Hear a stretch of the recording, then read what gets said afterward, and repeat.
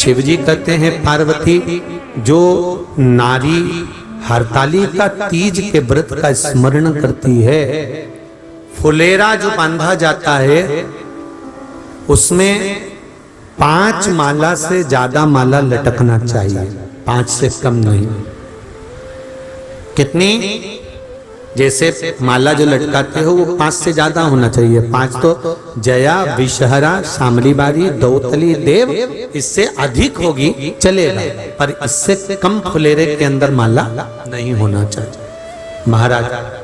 दूसरा, फुलेरा जहां हरताली का व्रत हो वहीं पर बांधा जाता है। हरताली का तीज का व्रत एक ऐसा व्रत होता है जो मरते दम तक रहता है। इस व्रत को छोड़ा नहीं जाता। ये नहीं किसी और वाले गुरुजी ने कहा और अपन ने एक बार कर लिया और अगली बार वो व्रत गायब हो गया, ऐसा नहीं होता। हरताली का तीज अखंड सौभाग्य के लिए, वंश वृद्धि के लिए, कार्य सिद्धि के लिए और कुंवारी कन्याएं उत्तम वर प्राप्ति के लिए, आनंद सुख के लिए करती हैं। ऐसा नहीं है कि केवल स्त्री ही करती है। जब नारी किसी कारणवश व्रत नहीं कर पाती तो पुरुष इस व्रत को धारण करते हैं। कितने लोग करते हो? जरा हाथ उठाइए। हरताली का तीज इतने सारे करते हो? अरे वाह वाह, धर लो, प्रणाम प्रणाम, आपको बहुत बहुत नमन करता हूं, बहुत बहुत साधु। फुलेरा बांधते हो? नहीं, अब की बात बांधना। मंदिर में करते हो तो मंदिर में, घर में करते हो तो घर में। फुलेरा वंश की वृद्धि करता है, फुलेरा अखंड सौभाग्य देता है, फुलेरा मन की कामना को पूर्ण करता है। जो बेटियां जिनका विवाह नहीं हो रहा हो या बेटे जिनका विवाह नहीं हो रहा हो, वो 7 स्थान पर कहीं फुलेरा बंधा हो तो फोन लगाकर पूछना कहाँ बंधा है, वहां का दर्शन करना। एक फूल में हल्दी कुंकू लगाकर शिव जी को चढ़ाकर फिर वहां से जाना। 7 स्थान के फुलेरे का दर्शन अवश्य करिएगा। जो व्रत नहीं करते हैं उनसे निवेदन है, कहीं हरताली का हो रही हो तो वहां बैठकर अगर भजन हो रहे हो तो थोड़ी देर भजन गाने चले जाना।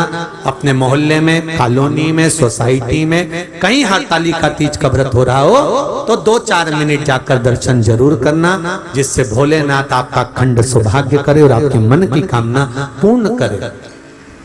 बाबा सब कार्य सफल करे। जो किसी रोग वश है, कोई बीमारी वश है, तो फुलेरे का दर्शन अगर मंदिर में करते हैं तो बेलपत्र अवश्य समर्पित करें। या कोई बड़ी बीमारी से ग्रसित हैं तो 7 वृक्ष की पत्ती, कोई भी 7 वृक्ष हो उसकी पत्ती तोड़कर हरताली का तीज के दिन भगवान शंकर को अवश्य समर्पित करें।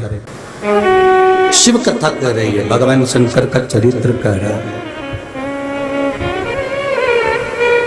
व्रत वाले दिन, उपवास वाले दिन, साधना वाले दिन, परमात्मा को प्राप्त करने वाले दिन आपका मन, आपकी इंद्रियां आपको उचिष्ट करे।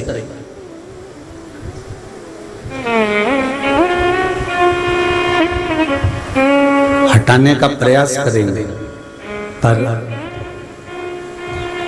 अगर हृदय, मन, चित्त, विचार परमात्मा के चरणों में लगा हुआ है तो फिर कोई डोला नहीं सकता।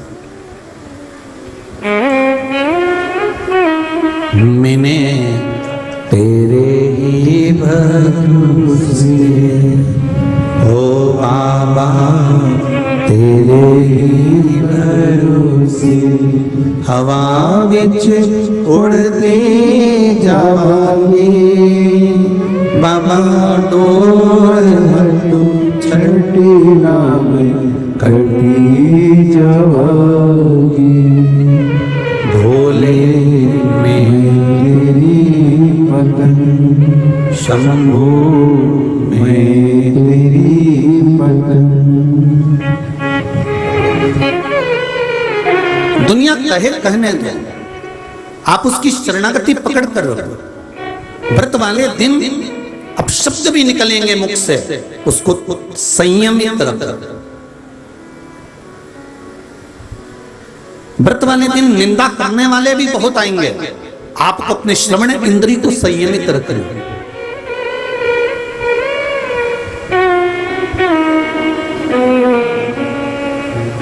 व्रत वाले दिन हो सकता है आप टीवी देख रहे हो, मोबाइल देख रहे हो, कुछ गलत भी मुख में आ सकता है, पर अपने नेत्रों को संयमित रखना।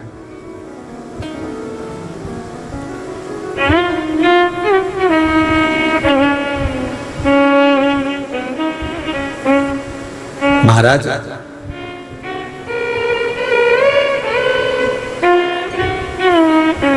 जहर में भी उतना जहर नहीं होता,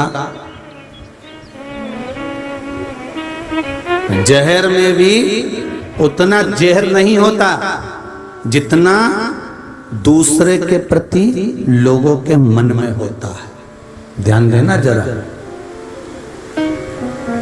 जहर में भी उतना जहर नहीं होता जितना दूसरे के प्रति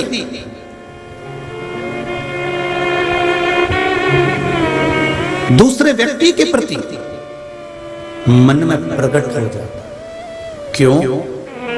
जहर एक बार पियोगे, बच गए तो बच गए, मर गए तो मर गए, पर जो मन में किसी दूसरे के प्रति एक बार जहर भर जाता है तो सियोर वाला गुरुजी जैसा भी नहीं सुधार सकता। बहुत कठिन। अच्छा अच्छा पीठाधीश, मठाधीश, खूब बड़ा बड़ा गादी पे बैठने वाला कोई संत, कोई साधु, कोई महात्मा, कोई जोगी, कोई सन्यासी, कोई तपस्वी, कोई साधक भी फिर उसको नहीं समझा सकता। बहुत कठिन।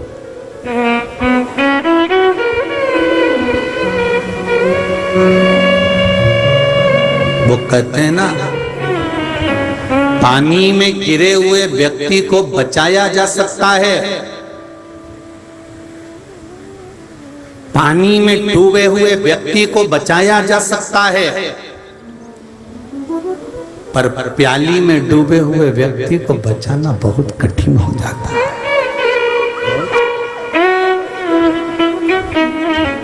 पानी में डूबा हुआ व्यक्ति को निकाल सकते हो, पानी में डूबे हुए व्यक्ति को बचा सकते हो, पानी में डूबे हुए व्यक्ति को पानी में से निकाल सकते हो, पर जो प्याली में डूब गया, नशे में डूब गया, और वो नशा किसी केवल मदिरा का नहीं होता, अहंकार का, काम का, लोभ का, आसक्ति का, वासना का, तृष्णा का, मदिरा का, काया का, सुंदरता का, वैश्यवृत्ति का, मांसाहार का, वैश्यगमन का, ये सब नशे ही तो है।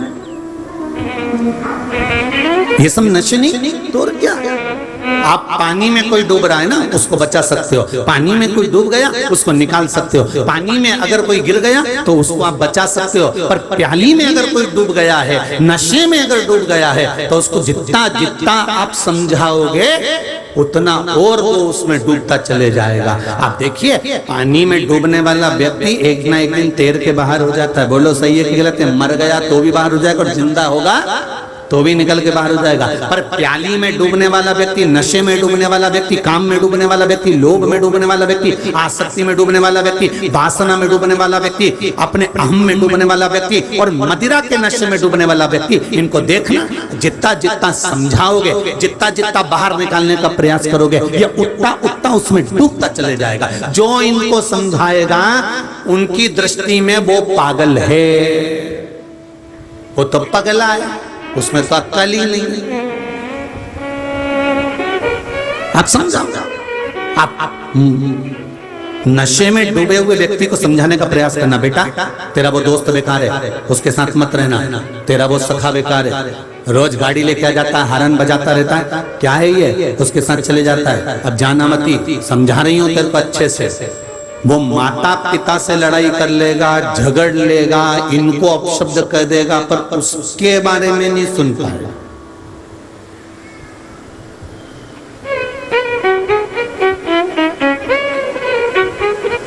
आज अखबार में एक न्यूज पढ़ी थी, यहाँ के अखबार में नहीं थी, कहीं दूसरी जगह का अखबार था, फेसबुक पे डला हुआ था। और बच्चों ने लाकर दिखाया, गुरुजी न्यूज़ तो देखो बड़ी गजब है। हमने कहा ला दे तो जरा। जो पढ़ा तो उसमें लिखा था एक लड़की फेल हो गई, तो लड़के को गुस्सा आया तो उसने स्कूल में आग लगा दी।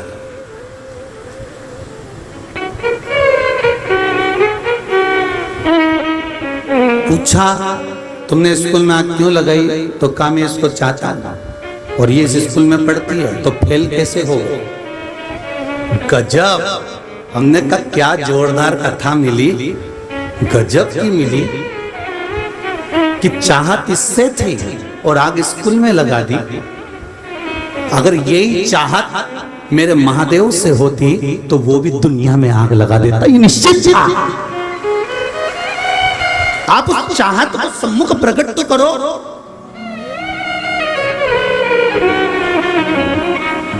ले गए उसको, बंद कर दिया उसको, सब काम हो गया, सब कुछ है। पर एक विचार करने वाली बात है, एक विचारणीय धारणा है। आप जितना जितना आप पानी में डूबने वाले को बचा सकते हो, पर प्याली में डूबने वाले को नहीं बचा सकते। आप जितना समझाओगे, जितना ज्ञान दोगे, जितना समझाने का प्रयास करोगे, ये उतने दूर हटते चले जाओगे।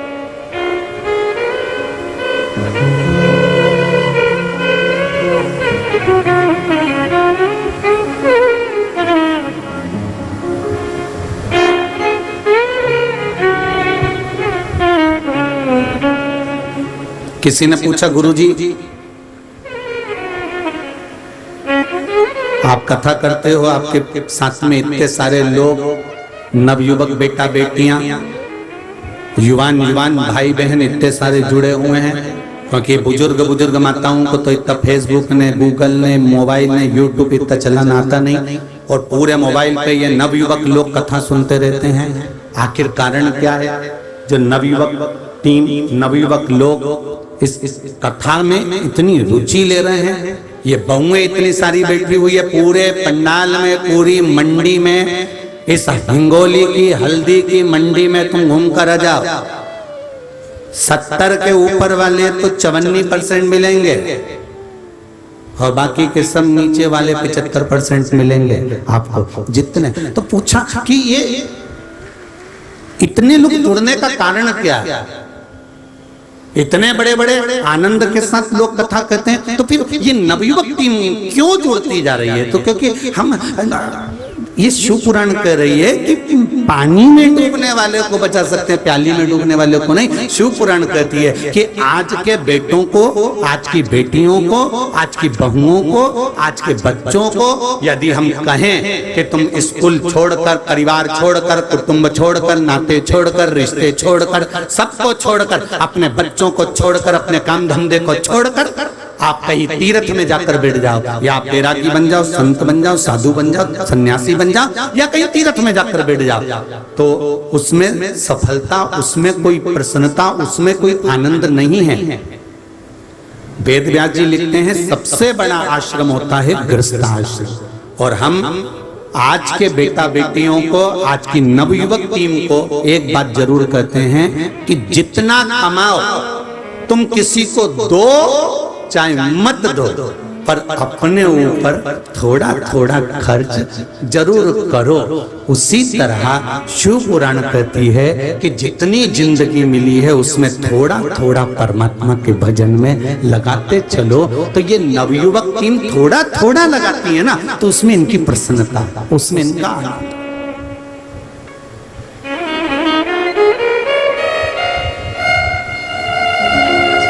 सास बहू को पूरा बदलना चाहती है, पर बदल नहीं पाती। अगर वो थोड़ा थोड़ा बदलेगी ना, बेटा हाँ मम्मी ऐसा, हाँ मम्मी। और वैसे भी पहले की बहुएं और आज की बहु में अंतर है साहब। आजकल की बहुएं अगर भोजन भी बनाती हैं, क्योंकि माता पिता कितना कितना अंतर है। पिता और माता में एक अंतर भारी होता है, पिता का काम और माता का काम दोनों में एक अंतर है। अगर तुम्हारे घर के बच्चे भूखे रह रहे हैं तुम्हारे बच्चों की एजुकेशन सही नहीं हो रही है, तुम्हारे बच्चों की पढ़ाई सही नहीं हो रही है, और तुम्हारे बच्चे अगर भूखे हैं, उनके तन पर अगर कपड़ा नहीं है, वो अच्छी एजुकेशन तक नहीं पहुंच रहे हैं, तो इसमें सबसे ज्यादा दोषी बाप होता है, इसमें सबसे ज्यादा दोषी पिता होता है। इसमें दोष मां का नहीं होता, इसमें दोष पिता का होता है कि तुम विवाह कर लेकर आए थे। अगर तुम्हारे घर में बच्चे हुए हैं तो उन बच्चों का एजुकेशन तुम्हें कराना चाहिए, पेट तुम्हें भरना है, पढ़ाना तुमको है, अव्वल उनको लाना है। ये एजुकेशन और उनकी कपड़े, उनका भोजन, उनके पेट भरने की जवाबदारी पिता की होती है। और अगर तुम्हारे बच्चे मदिरा की दुकान पर जा रहे हैं, तुम्हारे बच्चे गलत काम करने जा रहे हैं, तुम्हारे बच्चे झगड़ा कर रहे हैं, तुम्हारे बच्चे व्यसन में डूबे हुए हैं, तुम्हारे बच्चे गलत काम में लगे हुए हैं, और तुम्हारे बच्चे अगर गलत मार्ग पर जा रहे हैं, तो इसकी जवाबदारी मां की होती है। पिता का काम पेट भरने का होता है, बच्चों के लिए धन लाने का होता है, और मां का काम बच्चों को संस्कारित बनाने का होता है। इसमें जवाबदारी तुम्हारी।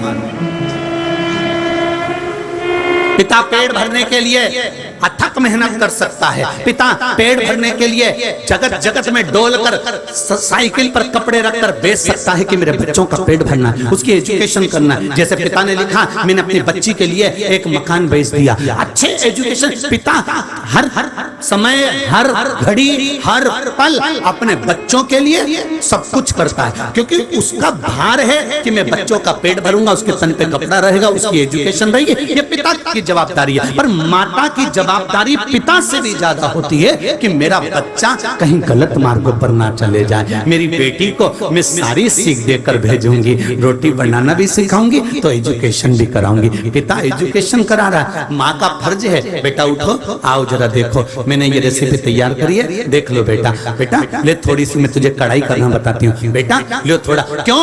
जीवन का कोई ठिकाना नहीं, जीवन का कोई भरोसा नहीं, जीवन का क्या ठिकाना। हिमालय राजा जनक के घर में रहने वाली माँ जानकी, जिसके पास में हजारों नौकर चाकर थे, जनक राजा के नगर में रहने वाली एक छोटी सी जानकी, जिसकी यहाँ पर नौकरों की कमी नहीं थी, सेवकों की कमी नहीं थी, उसके बाद भी सुनैना जी सीता जी को बुलाती थी, ले ये थोड़ा सा बेटा अनाज है, इसको साफ कर देगी क्या? हाँ माँ, लाओ अभी कर देती हूँ। सीता जी छोटी सी थाली लेकर बैठ जाती थी, अनाज साफ कर देती थी। माँ कपड़े रखती तो जानकी जी इतने नौकर होने के बाद, इतने सेवक होने के बाद भी सुनैना जी कहती, जानकी इधर आओ, इन कपड़ों की घड़ी बना दोगी क्या? हाँ माँ अभी बना देती हूँ। इतने नौकर लगे हैं, इतने सेवक लगे हैं, इतने चाकर लगे हैं, उसके बाद भी सुनैना जी अपनी बेटी को संस्कार दे रही है। क्यों? क्योंकि सुनैना जी को मालूम है मैं बेटी के लिए अच्छा घर देख सकती हूँ, मैं बेटी के लिए अच्छा राजघराना देख सकती हूँ, मैं बेटी के लिए अच्छा एक से बढ़कर एक लड़का देख सकती हूँ, दौलत और धन देख सकती हूँ। सुनैना जी कहती हैं पर मैं बेटी का भाग्य नहीं देख सकती, जीवन की रेखा कहाँ किस समय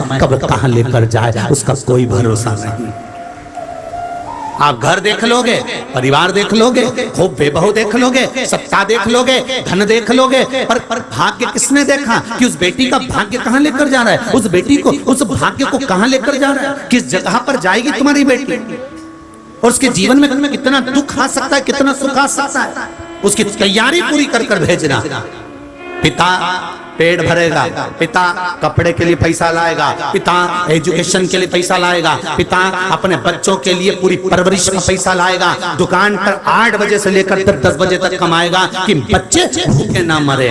पर सबसे बड़ी जवाबदारी होती है घर में रहने वाली माँ की, जो अपने बच्चों को अगर संस्कारवान बना देती है तो उसकी जिंदगी संवर जाती है, उसका जीवन सफल हो जाता है। सबसे बड़ी जवाबदारी माँ की होती है।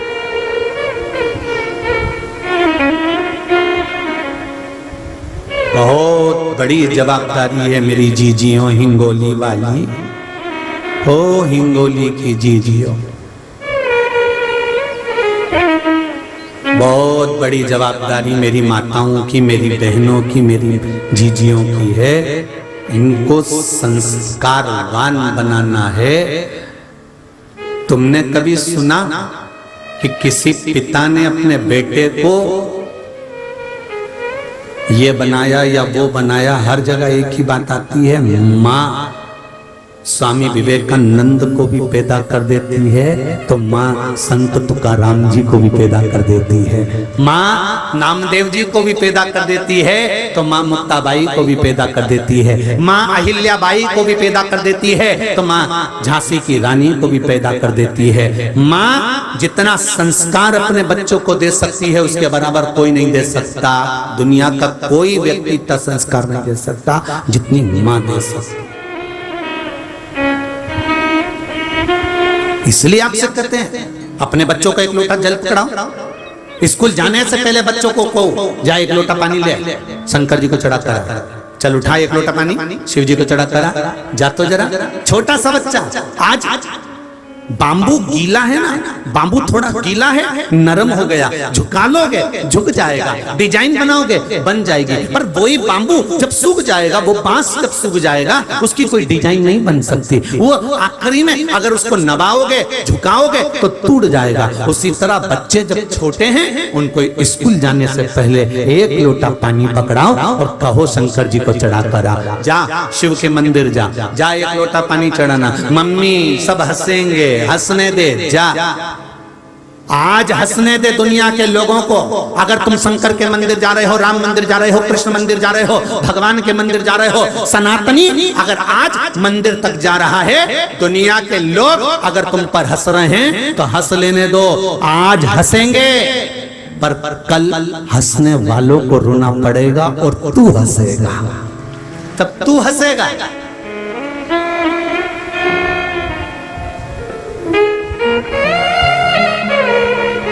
एक कबीरदास जी का बड़ा सुंदर पद है जी, चलती चक्की अरे दिया कबीरा जो पाटन के बीच में साबुत रहा। अब कबीरदास जी ने तो देखा था कि दो पाटों के बीच में कोई साबुत नहीं रहा। थोड़ी देर बाद कबीरदास जी ने फिर चक्की को अच्छे से देखा, चल रही थी।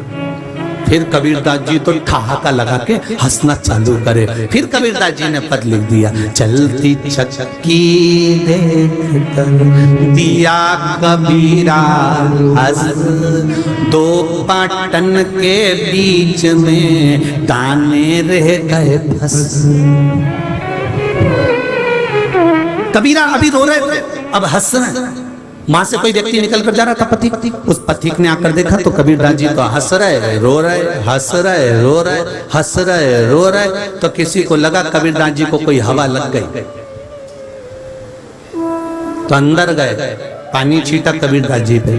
कबीरा कबीरा कबीरा कबीरा ने पूछा हाँ क्यों हंस रहे हो और क्यों रो रहे हो?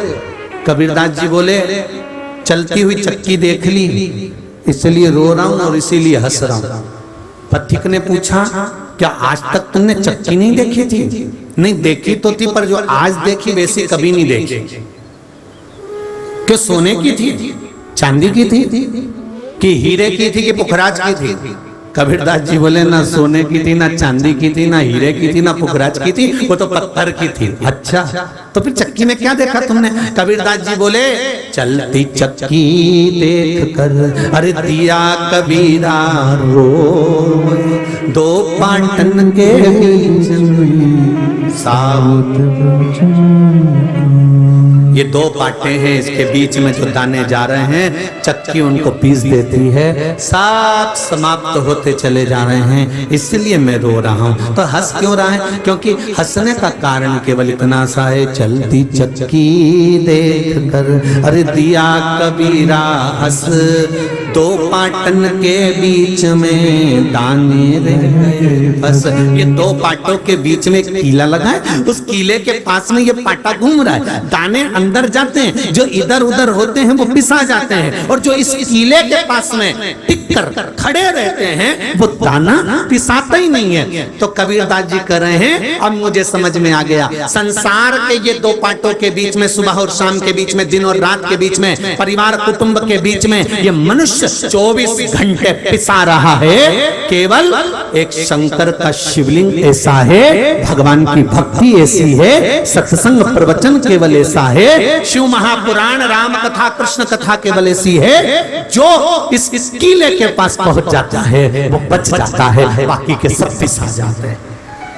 बस वो बच गया, बाकी के सब पिसा जाते।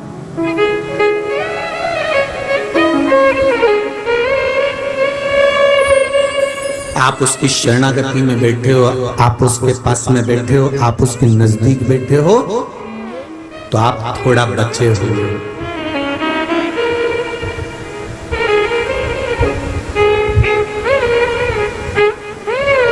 कथा सुनने से क्या होता महाराज? हम कहते कुछ नहीं होता, पर 3 घंटे किसी की निंदा सुनने को तो नहीं मिलती है। 3 घंटे किसी को अपशब्द कहने की तो और 3 घंटे काय को कहेंगे? आज तो कार्यकर्ता बता रहे थे कि सुबह 7 बजे पूरे पंडाल फुल हो चुके थे। सुबह 7 बजे सारे पंडाल फुल थे।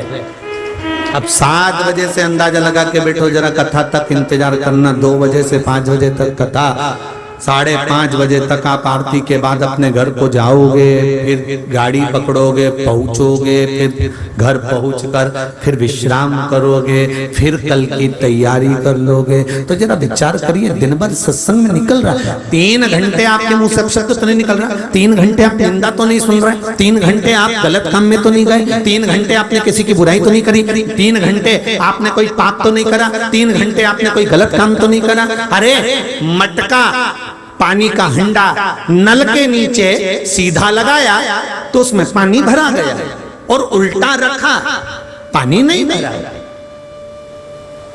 तो उल्टा रखने से मतलब क्या है? शिव पुराण कह रही है, भले पानी नहीं भराया, पर नल के नीचे जब तक रखा है तब तक मटका ठंडा तो है। भले उसमें नहीं भराया, भले 3 घंटे कथा सुनी, तुमको अच्छी लगी नहीं लगी, तुमने उतारी नहीं उतारी, तुमने अंदर भरी नहीं भरी, तुम फिर भी किसी के कहने पर, निमंत्रण पर, मुंह दिखाने ही पहुंच गए, पर 3 घंटा बैठे तो हो, कम से कम मटका ठंडा तो है। अगर शीतल ही रह गया तो ही बहुत है। करना क्या? उतनी ठंडाई भी बहुत है। मन शीतल तो है, मन में शांति तो है, मन में प्रेम तो है, मन में स्नेह तो है, उतना भी बहुत है। अभी 3 घंटे घर पे रहते तो क्या करते? पूरन पोली बना के खा के, बर्तन पटक के, छोरा छोरी को दादी के कमरे में भेज के, थोड़ी देर व्हाट्सएप चला के, और फिर धीरे से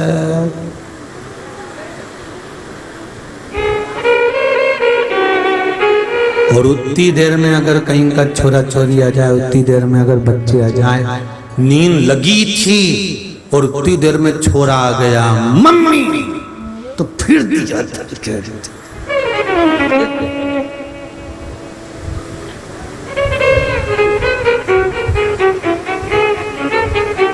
देर से कहा था ना कि दादी के पास जाके बैठ जा, दौड़ दौड़ के मेरे पास आ रहा है।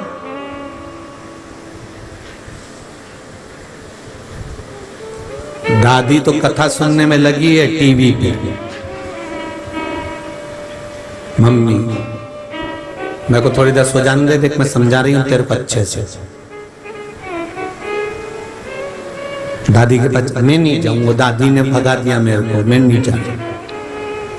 जा रहा है क्यों जा रहा है? नहीं जा रहा। अब माँ की आंखों में नींद, इधर छोरा कहीं कुछ करे कहीं कुछ करे। अब तो जगदम्बा चंद्रघंटा हो गई। फिर तो उठ के बैठी, भगोने जैसा मुंह हुआ, सीधे रसोई घर में चाय बनाई, 4 बार बर्तन को तेज तेज पटका। सास समझ गई आज कात्यायनी कुसमांडा हो गई।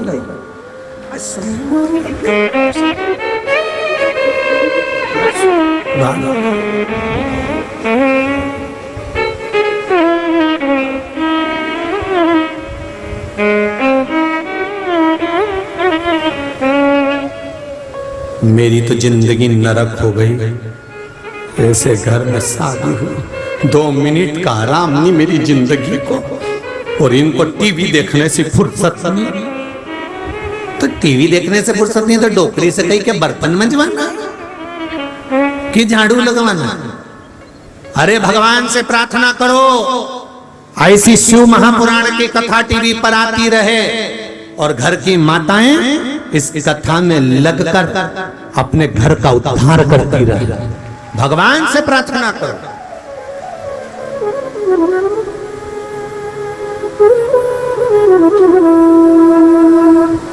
कभी ना कभी किसी ना किसी समय शिव महापुराण में सुनी हुई बात तुम्हारे जीवन को संवारेगी जरूर, निश्चित है।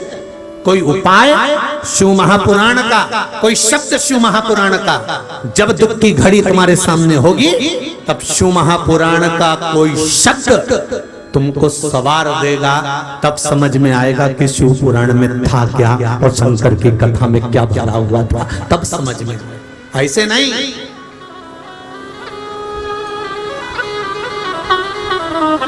ऐसे नहीं आ सकता।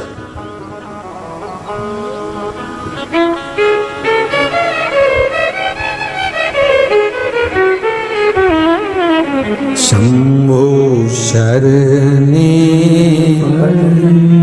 मांगो घड़ी घड़ी दुख काटो दया करी न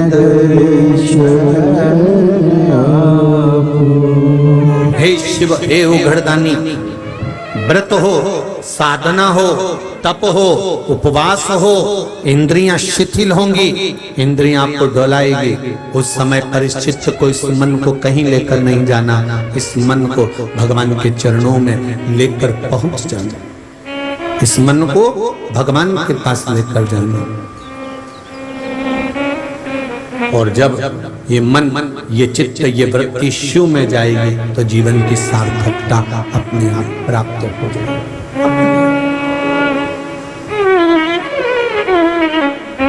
देखिए,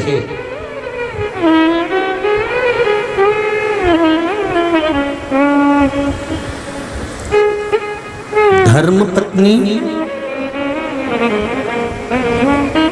पति से प्रश्न करे,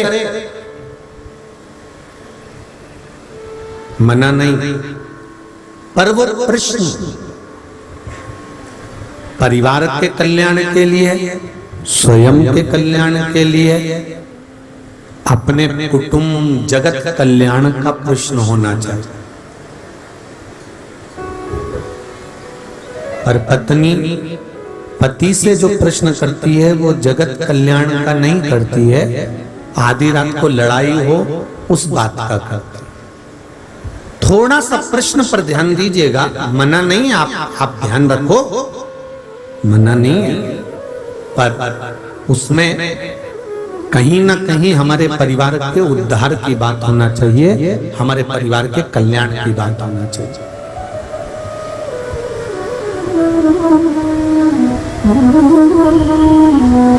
पार्वती जी ने पूछ लिया भगवान शंकर से, हरतालिका तीज की कथा में ये चरित्र लिखा हुआ।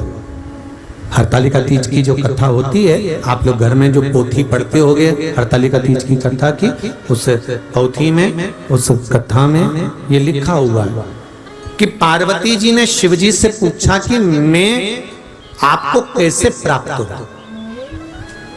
लिखा है ना हरतालिका तीज की किताब में, मैं आपको कैसे प्राप्त हो, कौन सा मैंने पुण्य करा था, कौन सा मैंने सत्कर्म करा था जिसके बल पर मेरी प्राप्ति आपको हुई और मुझे आपकी प्राप्ति।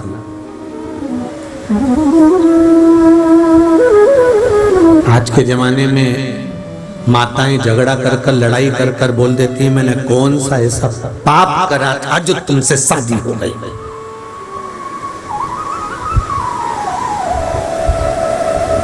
पर नहीं, तीज का व्रत कर रही हो, चतुर्थी का व्रत कर रही हो, करवा चौथ का व्रत कर रही हो, इतने बड़े बड़े व्रत आप धारण कर रही हो और अपने मुंह से अगर एक बार भी आपने कह दिया कि मेरी जिंदगी नर्क हो गई आपसे विवाह कर कर, तो आपका फिर कोई व्रत सफल नहीं हो सकता, किसी व्रत का कोई फल नहीं हो सकता। ध्यान रखिए।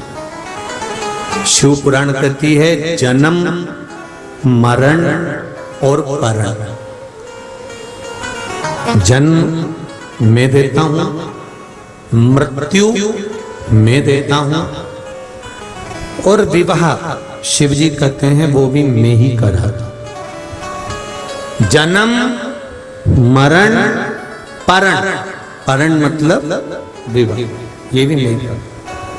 डॉक्टर ने कह दिया कि इतनी तारीख तक डिलीवरी हो जाएगी, इतनी तारीख तक जापा हो जाएगा, मेरा मन होगा तब जापा होगा। किसी किसी के 9 महीने भी निकल जाते हैं तब तक मैं जापा नहीं होने देता, डिलीवरी नहीं होने देता। किसी किसी ने अंदाजा लगा कर रखा था 90 महीने में होगा, 7वें में हो जाता। जन्म मेरे हाथ में, मृत्यु शिव कहते हैं वो भी मेरे हाथ में। डॉक्टर ने कह दिया अंतिम सांसें चल रही है, घर ले जाओ।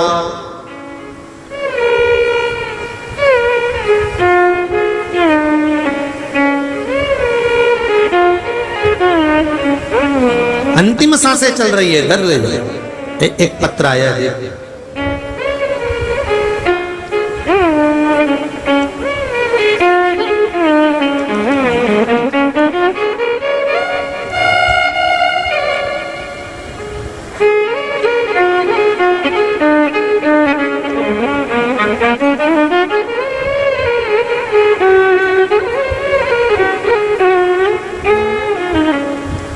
श्रीमती शोभा शर्मा, पुणे महाराष्ट्र से हूँ मैं, जिला पुणे से आई हूँ। कहीं बैठी हूँ तो हाथ हिलाइएगा, जहाँ कहीं भी बैठी हूँ हाथ हिलाइएगा।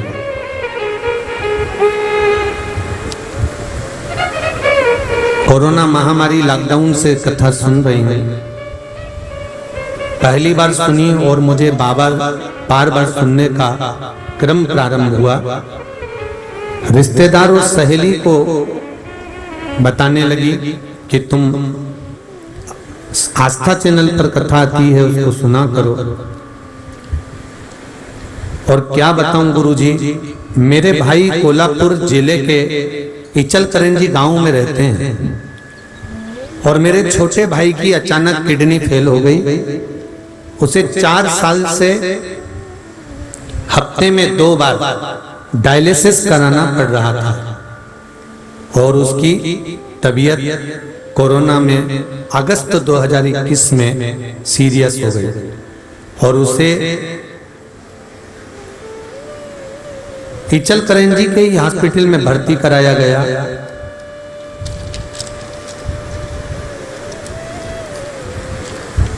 भर्ती कराया, हालत नाजुक हो गई और उसको आईसीयू में डाल दिया गया, ऑक्सीजन लगाना पड़ी। 8 दिन तक ऑक्सीजन थी, डॉक्टर भी कुछ बोल नहीं पा रहे थे, श्वास नली पूरी तरह से बंद हो रही थी, तकलीफें बढ़ती जा रही थी। तभी भगवान देवाधिदेव महादेव से प्रार्थना करी और टीवी के सामने जो कथा चल रही थी उस कथा के सामने बैठकर हाथ में 1 लोटा जल लेकर कथा सुनते हुए कहा, बाबा इसको ऑक्सीजन से बाहर कर दो और इसको थोड़ा ठीक कर दो।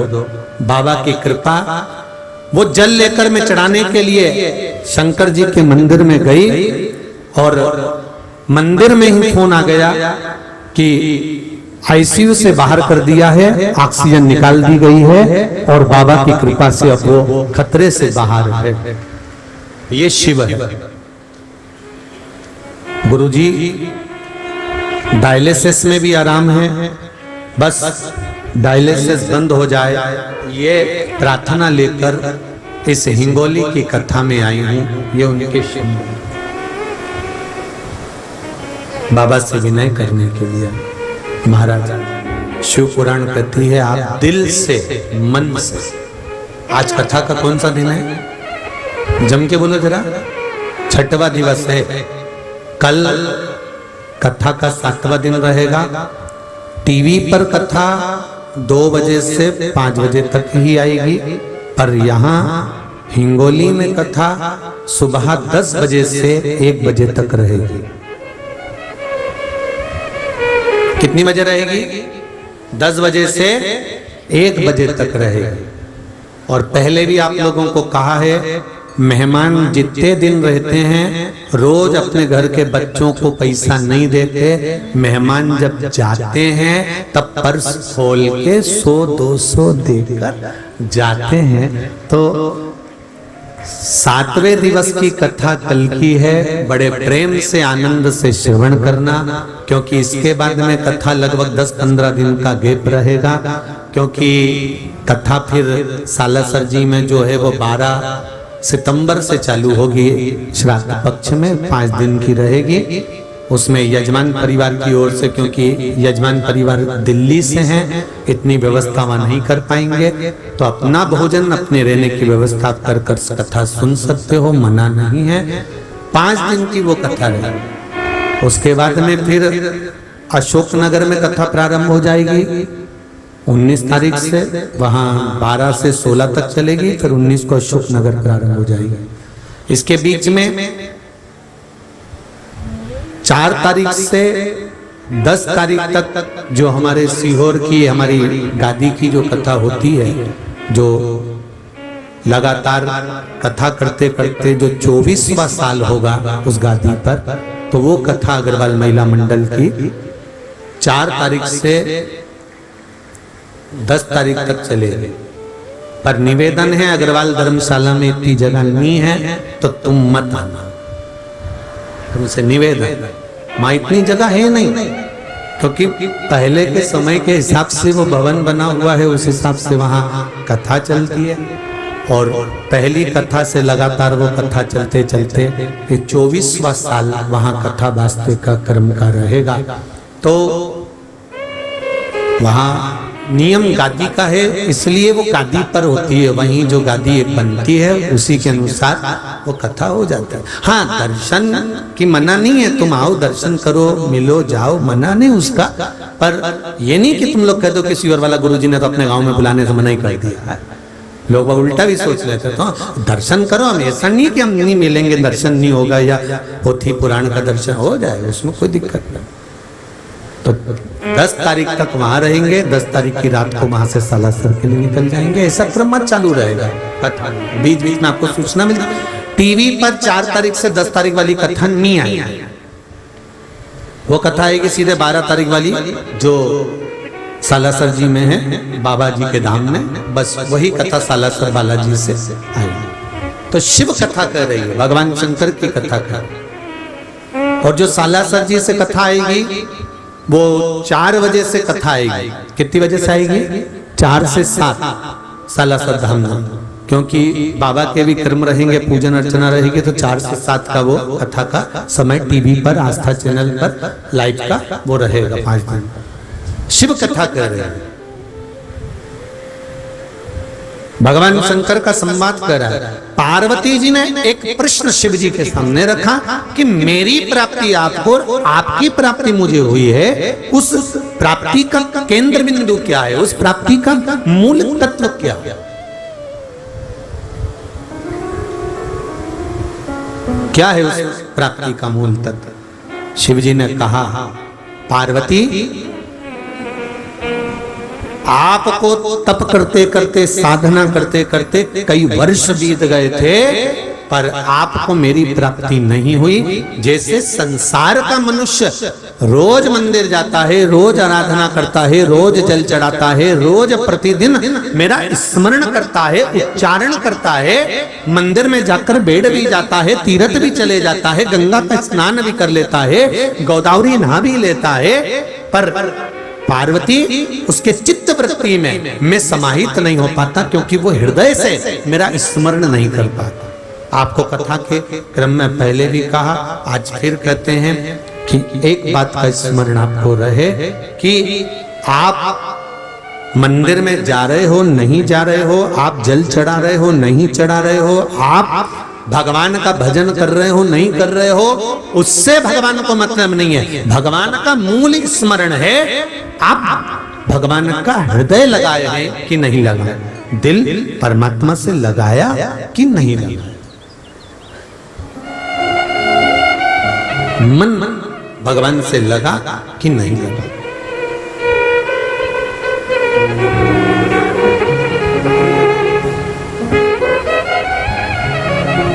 महाराज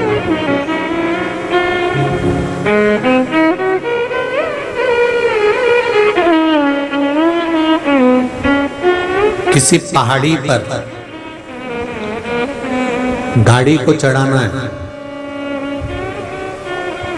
तुम उसी में बैठे हो, ड्राइवर की सीट के पास में। गाड़ी चढ़ाने वाला गाड़ी चढ़ा रहा है, चढ़ाने के लिए उसे दो चीज की जरूरत पड़ेगी, एक गियर, दूसरा एक्सीलरेटर। बोलो सही है कि गलत? दो चीज की उसको जरूरत है, दबाएगा, गियर लगाएगा, गाड़ी चढ़ेगा।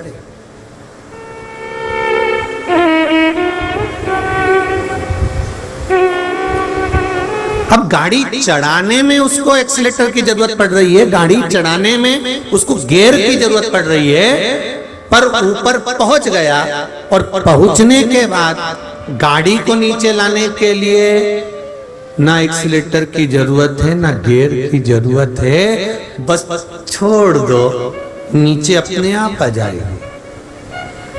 चढ़ाने के लिए गियर भी चाहिए और एक्सीलेटर भी चाहिए, दमदारी से दबाना पड़ेगा, गियर लगाना पड़ेगा, ध्यान रखना पड़ेगा, तब गाड़ी ऊंचाई पर चढ़ सकती है। शिव पुराण कह रही है ये शरीर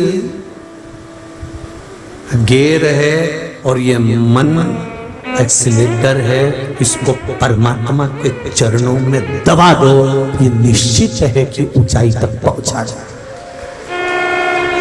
दबेगा तो ही चढ़ेगा, थोड़ा दबाना पड़ेगा, थोड़ा लगाना पड़ेगा। शरीर केवल ये नहीं कि मंदिर में शरीर लेकर पहुंच गए, हम भगवान की सेवा कर रहे हैं, हम भगवान की झाड़ू लगा रहे हैं, हम भगवान का पोछा लगा रहे हैं, हम भगवान के मंदिर में जल चढ़ा रहे हैं, हम भगवान के बर्तन मांज रहे हैं, हम भगवान के मंदिर में सेवा करो। सेवा पर मना नहीं है, झाड़ू भी लगाओ मना नहीं है, बुआरी भी लगाओ मना नहीं है, पर सेवा करते समय तुम्हारा दिल, तुम्हारा मन, तुम्हारी चित्त, तुम्हारी वृत्ति परमात्मा में होना चाहिए। वहां तुम्हारे मन में यह नहीं आना चाहिए कि मैंने भगवान से एक सामान मांगा था इसलिए मैं झाड़ू लगा रही हूं तो भगवान मुझे वो सामान देगा। नहीं, एक बार भगवान से कह दो कि बाबा मेरे मन की अभिलाषा ये है और मैंने आपके भरोसे पर छोड़ रखा है, बाबा बस कृपा करना, मैं तेरे भरोसे पर हूँ, तू मुझे संभाल लेना। और बाबा के मंदिर की सेवा, चाकरी, बुआरी आप लगाते रहो, उसका क्रम वो जानेगा, वो देना होगा दे देगा, उसके हाथ में।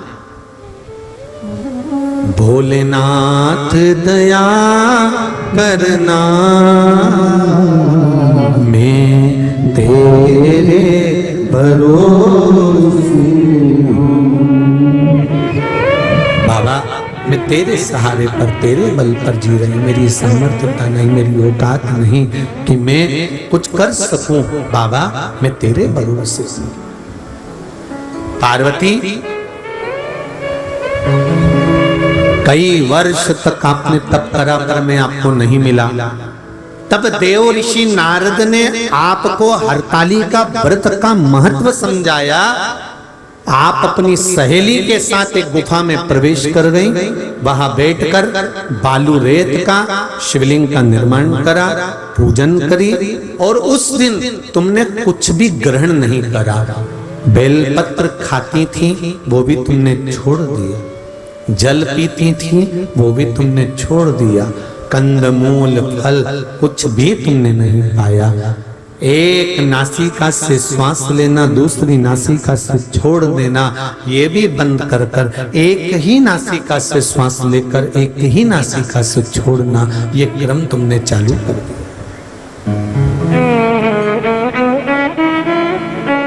अब ध्यान दीजिएगा जरा सा,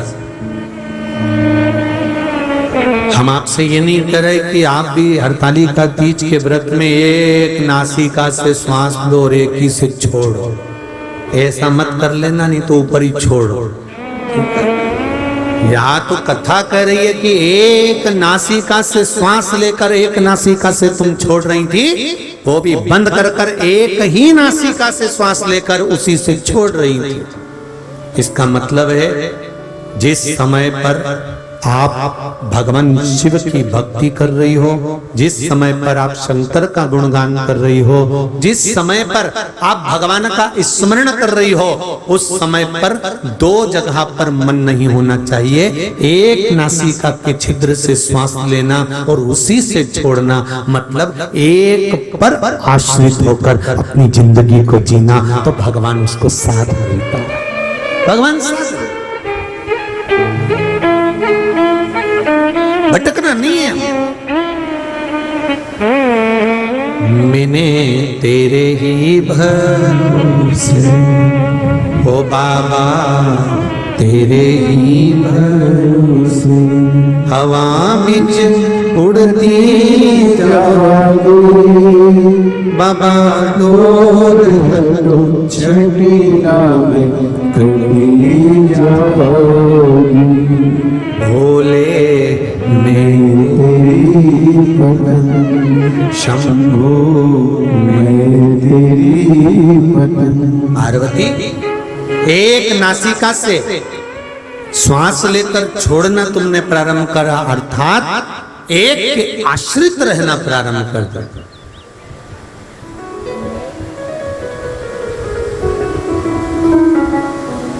सबसे बड़ा दोष है शिव महापुराण में, एक दोष बताया है, शिव की निंदा सुनना, शिव की निंदा करना, शिव भक्त की निंदा करना और शिव भक्त की निंदा सुनना। दुनिया का कितना भी पुण्य इकट्ठा कर लो, अच्छे अच्छे वेद और शास्त्र पढ़ लो, अच्छे अच्छे पुराने पढ़ लो, कितने बड़े भी विद्वान से विद्वान तुम बन जाओ, कितने बड़े भी प्रचंड तुम विद्वान से विद्वान बन जाओ, और कितनी बड़ी भक्ति तुम धारण कर लो, शिव पुराण कहती है, शंकर भगवान की उमा संहिता कहती है, शिव महापुराण वर्णन करती है कि शंकर की निंदा करने वाला, शंकर की निंदा सुनने वाला, शिव भक्त की निंदा करने वाला, शिव भक्त की निंदा सुनने वाला, ये कितना भी पुण्य कर ले और कितना भी गौदान, अन्नदान, वस्त्रदान, स्वर्णदान, मुद्रा दान, कन्यादान जितना कर सकता है कर ले, उसके बाद भी इसको 94 तरह के नरकों में भुगतना ही पड़ता। ये कितना भी दान कर ले, कितना भी, बन सके शिव निंदा से दूर। कोई अगर कुछ बोल रहा है, कोई कुछ कह रहा है, आपके मोबाइल पर मैसेज आ गया, फेसबुक पर कोई मैसेज आ गया शंकर की निंदा का, शिव भक्त की निंदा का, शंकर के उपासक निंदा का, शंकर की कथा निंदा का, आप उस पर कोई कमेंट्स मत करो, और करना है तो सही जवाब दे दो फिर कि ये सिद्ध कर दे कि तू की औलाद है, पहले ये सिद्ध करो। साधारणतः नहीं हो सकता। शंकर भगवान की निंदा भगवान विष्णु ने सुनी थी जब देव ऋषि नारद ने जाकर कहा, महाराज जिस कामदेव को शंकर भगवान नहीं जीत पाए, उस कामदेव को देव ऋषि नारद ने जीता है। केवल एक शब्द भगवान विष्णु ने सुन लिया था और भगवान विष्णु की आंख से जल झलक गया। लक्ष्मी जी आकर खड़ी हो गई, नारायण आप रो रहे हो? आज त्रिलोकी का नाथ, आज भगवान विष्णु लक्ष्मी के स्वामी, जगत के पालनहार आज रो रहे हैं। भगवान कहते हैं, लक्ष्मी आज मुझे रोना पड़ रहा है क्योंकि इन कानों ने शंकर जी की निंदा सुन ली है। लक्ष्मी जी बोलती हैं, तो इससे होगा क्या? क्या होगा? लक्ष्मी तू नहीं जानती, शंकर की निंदा सुनी है इसलिए मुझे पशु की योनि में जाना पड़ेगा, या मेरा सिर कटकर पशु का सिर लगेगा। जो निंदा कर रहा है इसको भी पशु का सिर लगेगा, और जो सुन रहा है उसको भी लगेगा। मैं इतने बड़े सिंहासन पर बैठने वाला, बैकुंठ के सिंहासन पर बैठने वाला, मैं नारायण, मैं स्वर्ग का आधिपत्य रखने वाला, मैं लक्ष्मी, तू मेरे संग रहने वाली, बैकुंठ के रहने वाले इस नारायण को भी सिर कटकर पशु का सिर लगेगा लक्ष्मी, क्योंकि मैंने निंदा सुन ली है। और वही हुआ। नारद जी ने निंदा करी तो उनको बंदर का मुख लगा। ये रामचरितमानस में लिखा है, विष्णु पुराण में लिखा है। और भगवान विष्णु ने निंदा सुनी, इसलिए लक्ष्मी जी का श्राप लगा, सिर कटा, कटकर घोड़े का मुंह लगा। हाय ग्रीव अवतार लेना पड़ा भगवान विष्णु को। केवल एक जरा सी शंकर भगवान की निंदा सुनी थी और सिर कटकर घोड़े का मुंह लगाना पड़ा, क्योंकि निंदा तूने शंकर की सुनी।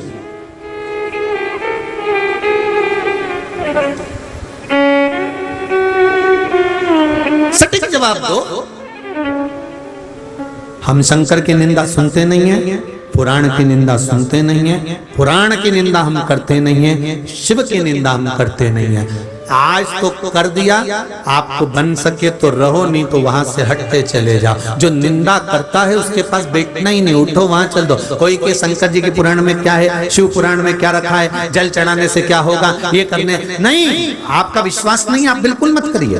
पर जिसका विश्वास है वो दिल से अगर करता है, तो ये शिव पुराण कर रही है कि डायलिसिस जिसका हफ्ते में 2 बार हो रहा था, बाबा ने उसको सही कर कौन कर सकता है। जहां डॉक्टर भी हार जाते हैं, तब वो शंकर, डॉक्टर भी एक बार कह देते हैं अब मेरे हाथ में नहीं, अब उसके हाथ में है, तो डॉक्टर को भी मालूम है कि एक डॉक्टर और बैठा है जो कुछ कुछ कर सकता है, कुछ कुछ करेगा, ये निश्चित है।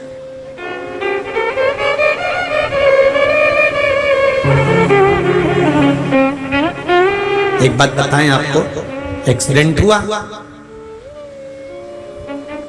आप हॉस्पिटल में गए, गाड़ी आएगी, उठाएंगे, ले जाएंगे, उसके बीच में जो समय लगेगा वो इलाज चालू होगा और पुलिस अपना काम करेगी, उसके बीच में तुम्हारी जो अंतिम सांसें चल रही होगी, उस समय पर कौन खड़ा होगा? डॉक्टर तो हॉस्पिटल पहुंचोगे तब खड़ा होगा, घर के भी नहीं होंगे, उठाने वाला भी दूसरा होगा। उस समय पर कोई दूसरा नहीं।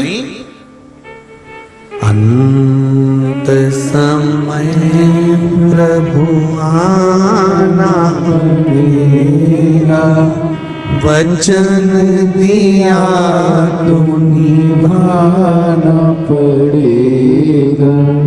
आए ना आए प्रभु उठो कबीरा, अंत समय भोले आना पड़ेगा, अंत समय शंभु आना पड़ेगा, वचन दिया तो निभाना पड़ेगा। ये वचन जो तुमने दिया है, शिव महापुराण की कथा में हम बैठते हैं, आस्था चैनल के सामने हम बैठते हैं, फेसबुक यूट्यूब पर हम बैठते हैं, सम्मुख में बैठकर कथा का रसतत्व ग्रहण करते हैं। आपने सोचा हमने टीवी पर सुना, आपने सोचा हमने मोबाइल पर सुना, आपने सोचा हमने कथा के पंडाल पर सुना, पर तुमने अपना 2 घंटा, 2.5 घंटा, 3 घंटा, 24 घंटे में से अपना 2.5 घंटा, 3 घंटा जो तुमने शंकर जी को प्रतिदिन दिया है, तो शंकर भगवान भी तो अपना समय निकालकर तेरे दुख की घड़ी में तेरे पास खड़े होंगे, कोई दूसरा खड़ा हो सकता?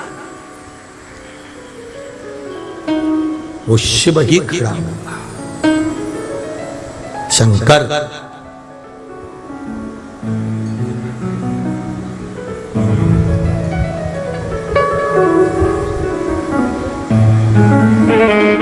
शिव के सिवा कौन? आप जो धर्म कर रहे हैं, आप जो पुण्य कर रहे हैं, ये सब कल कथा पूरी होगी, सब अपने घर चले जाएंगे। हिंगोली वालों, फिर वापस मंडी चालू हो जाएगी। और ये हाट, ये बाजार बंद। जो बाजार 7 दिन से चल रहा था, बाहर जितनी दुकानें लगी है ना, सब झोले में। अभी कितना फैलारा दिख रहा है, कितनी सुंदर सुंदर सजी है, कितनी माला टांग रखी है, कितनी कंठी टांग रखी है, कितना अच्छा बैनर पोस्टर सब लगा रखा है। दुकान चलाने वाले ने क्या दुकान सजाई है, और जाएगा तब एक झोले में भरकर टांगकर ले जाएगा।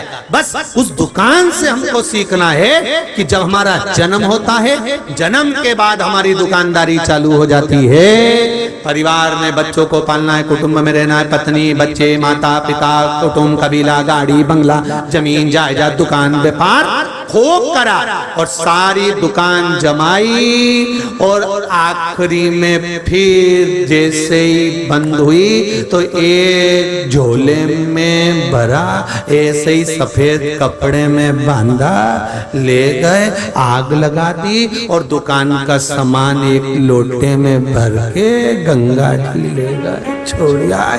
दुकान सबकी बंद, फिर कोई दुकान लगाएगा, फिर चालू हो जाएगा। जिंदगी ऐसी चलती रहना। राम नाम को हाट भरायो, घर जाने की बात। आज 6ठे दिन की कथा हो गई, कल सबको जल्दी होगी घर जाने की। 7 दिन का बाजार था, हो गया हाट। हमारे यहाँ हाट कहते बाजार, हाट बाजार। राम नाम को हाट भरायो, घर जाने की बाट। बाट मतलब इंतजार, घर जाने की बाट। धीरे धीरे चलना रे भैया, होले होले चलना रे भैया, मेरा भोला देखे बाट, ऐसो कोई नहीं है, या हीरा को परखियो राम कोई नहीं रे। हीरा का प्रदान होना बहुत कठिन है, भगवान को समझने वाला बहुत कठिन है, माता पिता को जानने वाला बहुत कठिन है, गुरु को जानने वाला बहुत कठिन है। जब यह कथा पूरी हो जाएगी, हीरा के जो परखैया थे वो बैठ गए, तिजोरी का माल उन्होंने लूट लिया। कथा हिंगोली में फिर योग लगे ना लगे, कब कौन आ रहा है। आज लाखों लाखों लोग यहाँ आए, पूरे हिंगोली वासियों ने जो सेवा करी, ये 50 जगह जाकर बताएंगे कि हम हिंगोली गए थे। हम हिंगोली गए थे। एक कोई डॉक्टर अखिल जी अग्रवाल हैं, लक्ष्मी लाइफ केयर हॉस्पिटल वाले। इन्होंने जो कहीं गर्मी के कारण किसी कारणवश कोई को तकलीफ हो गई तो कम से कम 800 से 900 पेशेंटों का फ्री जांच इलाज सब करा। उसके लिए भी धन्यवाद है महाराज, बहुत बहुत साधुवाद। कितनी संस्थाएं, विश्व हिंदू परिषद, बजरंग दल, RSS, हिंदू उत्सव समिति, कहीं नवदुर्गा मंदिर समिति, कहीं गणेश जी की समिति, कहीं कोई समिति, कितनी कितनी लगी है। प्रत्यक्ष आप प्रत्यक्ष रूप में ना जाने कितने लोग सेवा कर रहे हैं। बता रहे थे मेरे को कोई वकील साहब है, वो भी उनकी पूरी टीम लगी हुई है, पूरी टीम महाराज। उनका नाम तो मेरे को स्मरण में नहीं है, पर मेरे को बता रहे थे अग्रवाल जी के बच्चे, मनीष साकरे, मनीष जी साकरे जी, उनके वकील साहब कह रहे थे उनकी पूरी टीम लगी हुई है गुरुजी, और सुबह से लेकर रात तक, और रात से लेकर सुबह तक का क्रम चालू रहता है। एक बार जोरदार ताली हो जाए पूरी कार्यकर्ताओं को।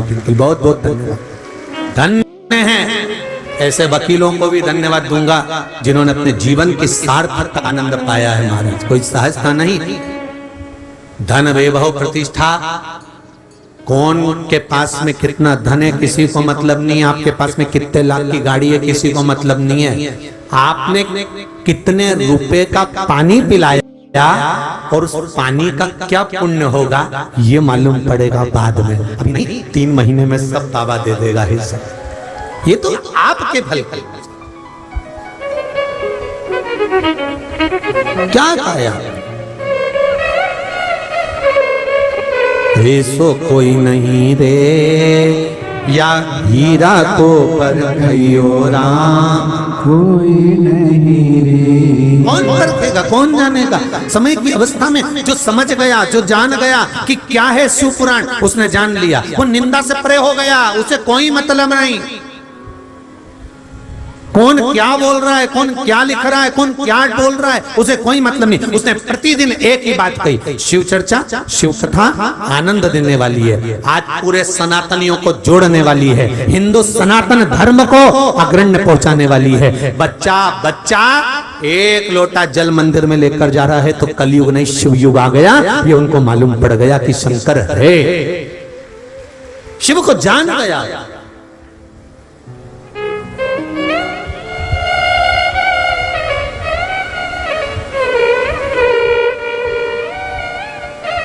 महाराज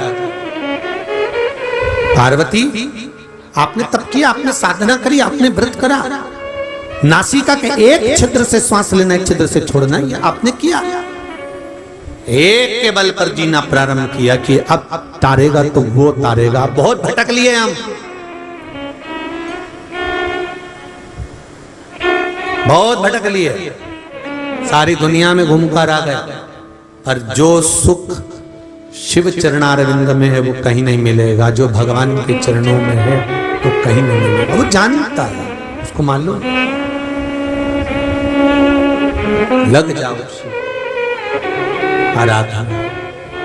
पार्वती,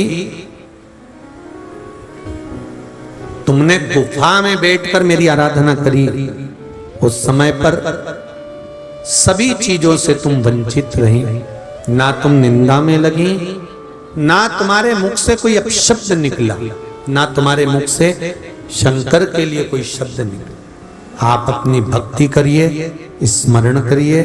पार्वती, आपने रात्रि के पहर में मेरी आराधना करी, पूजन करी, स्मरण करा। ब्रह्म मुहूर्त में मेरे शिवलिंग का पूजन कर कर तुमने विसर्जन करा। पार्वती, उसी के फल से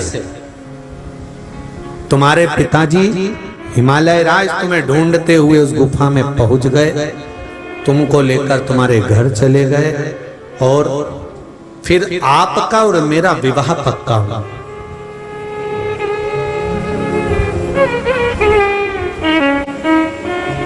पार्वती,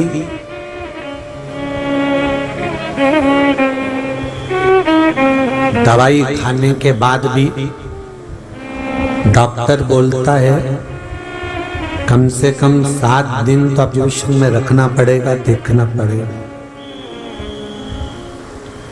इंजेक्शन लगा रहा है, बोतल चढ़ा रहा है, दवाई दे रहा है, उसके बाद भी डॉक्टर कहता है 2-3 दिन इसको 72 घंटे 24 घंटे इसको देखना पड़ेगा।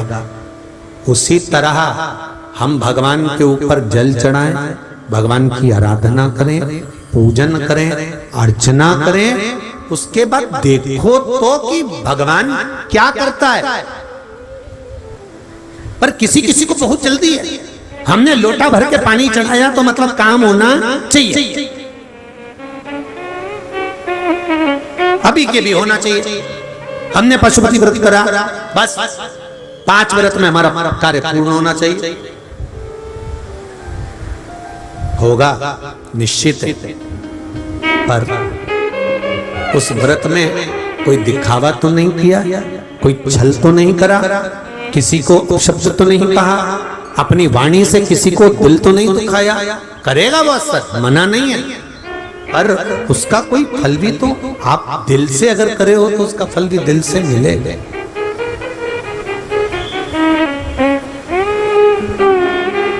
प्राप्त हो। जब भी जन्म मिलेगा सेवा करेंगे, कहते तुमसे बाबा शरण रहेंगे, देना साथ हमारा बाबा बन के तुम साथ, बोले तेरे नाम से गुजारा हमारा गुजारा। भगवान शिव की भक्ति। पार्वती घर पर पहुंची, हिमालय राज ने जाकर देव ऋषि नारद से कहा। नारद जी ने देवताओं से कहकर कामदेव की समाधि तोड़वाई, मेरी तप साधना भंग करवाई और तब मेरा और आपका मंगल विवाह हुआ।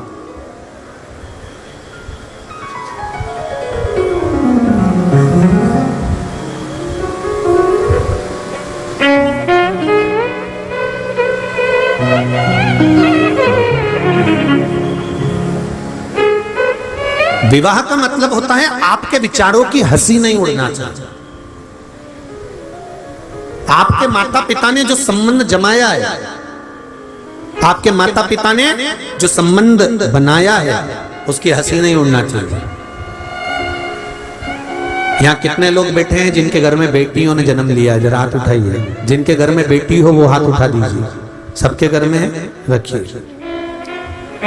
एक बेटी के बाप से पूछना, बेटी की माता से पूछना, जिस दिन बेटी का जन्म लेती है उसके 15 से 20 दिन के अंदर माता पिता बेटी का कुछ पैसा बैंक में जमा कर देते हैं, जिससे इसकी एक एफडी करा देंगे तो इसकी एजुकेशन अच्छी हो जाएगी। बोलो सही है गलत है?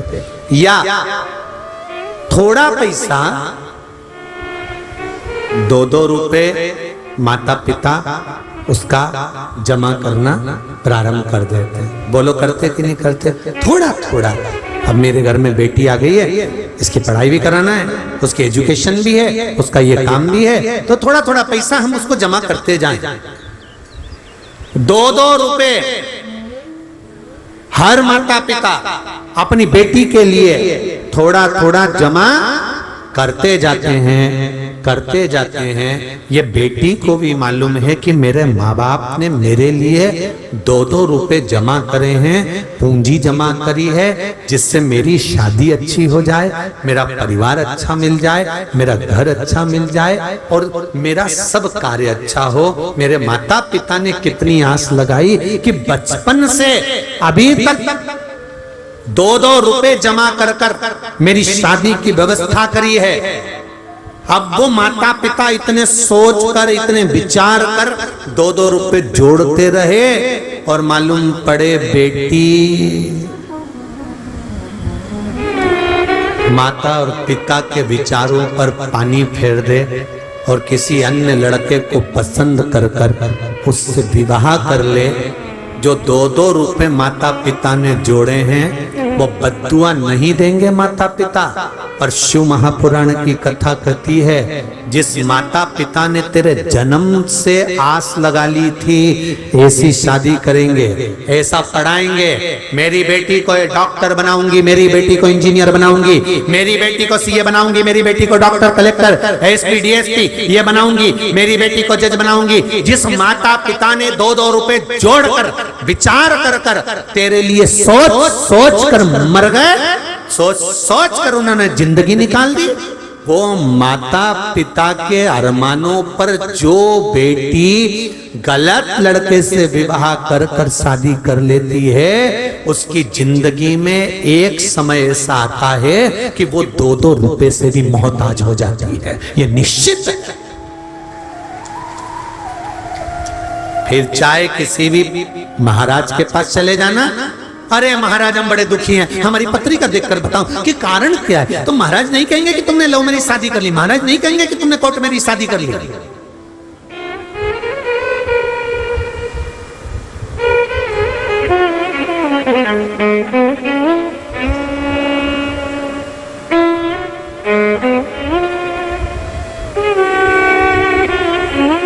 कोर्ट मैरिज शादी, हम तो कहते कोर्ट मैरिज करने जाओ तो कोर्ट में भी एक काम होना चाहिए कि कोर्ट मैरिज शादी करवाओ, मना नहीं है, पर कोर्ट में भी एक काम होना चाहिए कि कोर्ट मैरिज शादी एक शर्त पर होगी कि लड़की के और लड़के के माँ बाप कोर्ट में शामिल होना चाहिए तो शादी, नहीं तो कोर्ट मैरिज शादी नहीं। जिस माँ बाप ने अपनी पूरी जिंदगी गंवा दी, उस माँ बाप से तो पूछो लड़का और लड़की कोर्ट में खड़े हो गए, तुमने सिग्नेचर करवाया, शादी कर दी। एक शब्द कोर्ट में भी लिख देना चाहिए कि लड़की के घर के माँ बाप का होना जरूरी है और लड़के के घर के माँ बाप का होना जरूरी है। इनने गर्भ में रखकर पाल पोस कर बड़ा करा है, उसकी हाय कितनी निकलेगी, कितनी बददुआ निकलेगी, कितने दुखी होगे, तो क्या तुम सुखी हो जाओगे? कोर्ट में एक नियम चालू होना चाहिए, करो कोर्ट मैरिज, मना नहीं है, करो कोर्ट में शादी, पर उसमें लड़की के माँ बाप का होना, लड़के के माँ बाप का होना जरूरी है। लाओ उनको और करिए फिर शादी।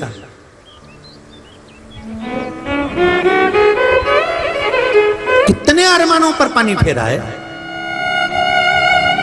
कितने, और वो भी सनातन धर्म में शादी हो जाए तो अच्छी बात है, पर अभी बहुत छोटे क्षेत्रों में, बहुत जगह पर लोग सनातनियों को छोड़कर बेटियां ना जाने कौन कौन के साथ शादियां कर रही हैं, तो वो भारत माता की आंख में भी आंसू आ जाता होगा कि कैसे विवाह कर रही है। सोच तो, सनातन धर्म को छोड़कर दूसरे धर्म में जा रही है। कहां, किस धर्म की ओर तुम अग्रसर हो रहे हो, किस धर्म की ओर तुम जा रहे हो? जरा विचार करिए श्रेष्ठ धर्म का।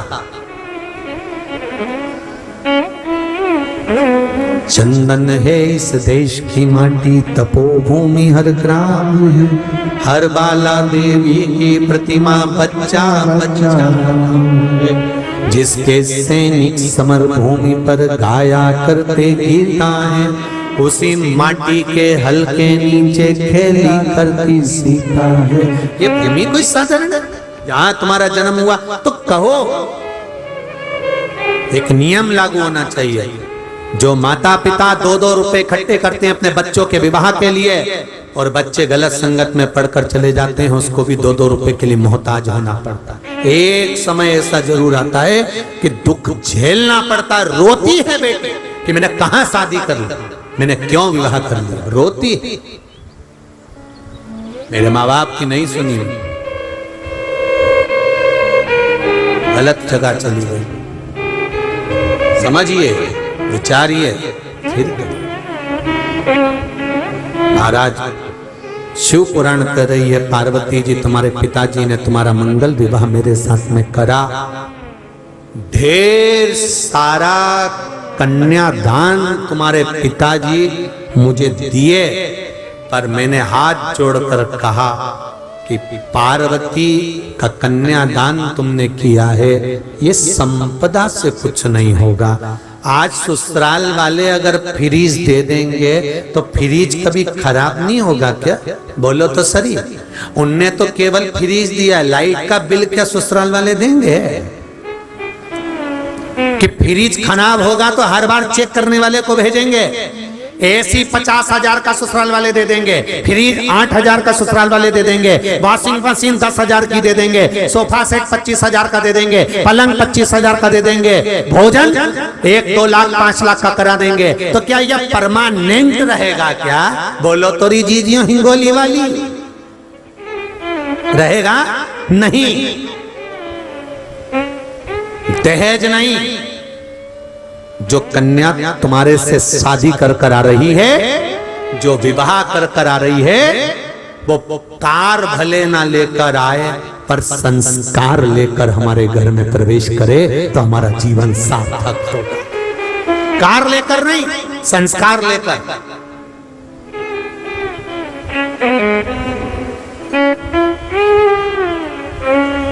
संस्कार लेकर वो हमारे घर में प्रवेश करे, सुख आए, जीवन का एक आनंद अपने आप समाहित होगा।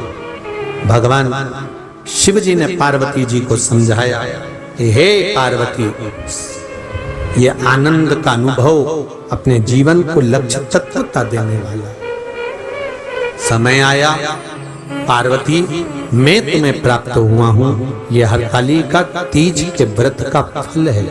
शिव जी कहते हैं पार्वती, जो नारी हरतालिका तीज के व्रत का स्मरण करती है। फुलेरा जो बांधा जाता है उसमें 5 माला से ज्यादा माला लटकना चाहिए, 5 से कम नहीं।